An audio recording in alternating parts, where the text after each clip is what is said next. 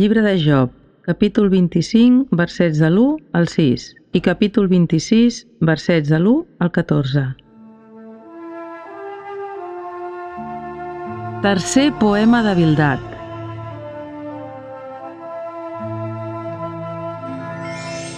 Llavors Bildad de Shuah va prendre la paraula i digué a Job: Petitesa de l'home.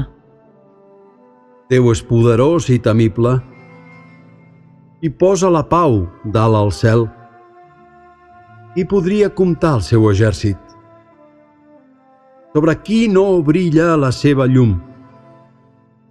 Com pot ser just un home i anar contra Déu? Com pot ser pur un nat de dona? Si fins i tot la lluna no és prou clara i els ulls de Déu s'entelen els estels, què direm de l'home pobre cuc, d'un mortal larva fugaç? Novè poema de Job. Job va replicar: Les teves paraules no m'ajuden. Com en saps d'ajudar el feble, d'assistir el qui no té forces, i que en saps d'aconsellar un indecís. Ets molt llest, tens molta competència. A qui s'adreça el teu discurs? D'aquí ve la teva inspiració. Déu té més poder del que pensem. Tota la mar i els qui l'habiten tremolen de por i són ombres. El país dels morts està nu davant de Déu. Cap vel no cobreix els abismes. Déu estén el nord del cel damunt el buit. Penja la terra sobre el no-res.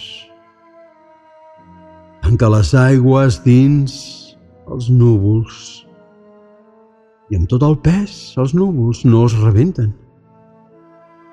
Amaga el seu tron a les mirades. Desplega el seu núvol davant d'ell. Dibuixa l'horitzó damunt les aigües, com a fita entre la llum i les tenebres. Els suports del cel tremolen, s'espanten quan ell els amenaça.